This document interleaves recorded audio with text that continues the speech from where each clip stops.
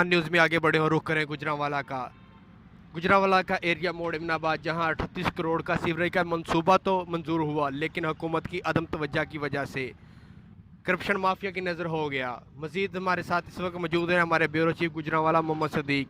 जी बताइएगा मोहम्मद सदीक, क्या तफसीलात है आपके पास? जी बिल्कुल, मैं इस वक्त मौजूद हूँ गुजरांवाला का एरिया मोड़ इमनाबाद, जहाँ 38 करोड़ का मंसूबा तो मंजूर हो गया, लेकिन हुकूमत की अदम तवज्जो की वजह से करप्शन माफिया की नज़र हो गया। मज़ीद इस इलाका मकीन का सराफा एहतजाज है। हम मज़ीद बात करते हैं इनसे, इनका क्या मसला है। जी बोलिए।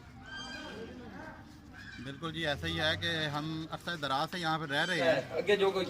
गुज़श्ता 10 साल से जो नहीं है ये मामला ऐसा हो चुका है कि निकासी आब इस हद तक ये दर्द सर बन चुकी है कि बच्चे जो नहीं हैं वह स्कूल पे जा नहीं सकते।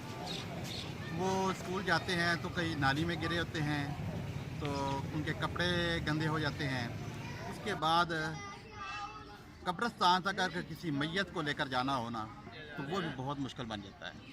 ज़ाहिर है कि मैयत ने कब्रिस्तान जाना ही है, तो जब इलाका ही नहीं साफ़ होगा, आपके सामने ये देख लें कि यहाँ से क्या गुज़रना मुमकिन है।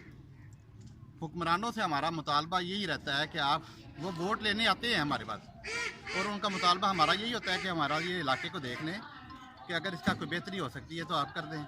हमें उनके झूठे दिलासे आते रहते हैं, मगर वो अपना काम का मकसद यही होता है कि अपना वोट लें और उसके बाद दोबारा किसी का हाल पूछें ही ना।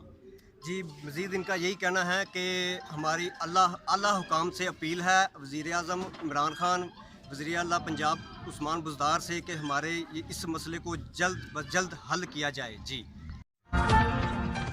हर लम्हा हर खबर शान से